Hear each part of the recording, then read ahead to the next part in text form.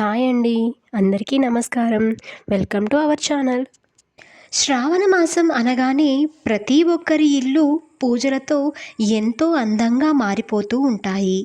చాలామంది శ్రావణ శుక్రవారాలు, శ్రావణ మంగళవారాలు, శ్రావణ శనివారాలలో వ్రతాలెన్నో చేస్తూ ఉంటారు.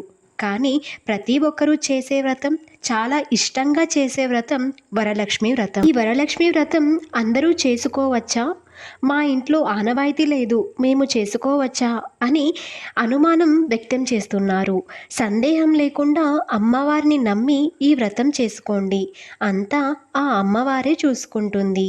అలాగే గర్భిణీ స్త్రీలు, బాలింతలు, వివాహం కాని స్త్రీలు, పూర్వ సువాసినులు వీరు కూడా ఈ వ్రతం చేసుకోవచ్చా అని సందేహం అడుగుతున్నారు. వాటి గురించి ఇప్పుడు తెలుసుకుందాం. వివాహం కాని స్త్రీలు ఈ వ్రతం చేసుకోవచ్చు.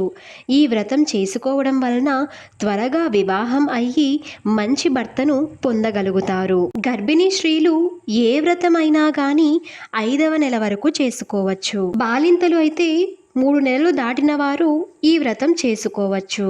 ఇక పూర్వ సువాసినులు ఈ వ్రతం చేసుకోకూడదు. మామూలుగా పూజ అయితే చేసుకోవచ్చు, కలశం పెట్టుకోకూడదు. అలానే కుంకుమ పూజ కూడా చేసుకోకూడదు.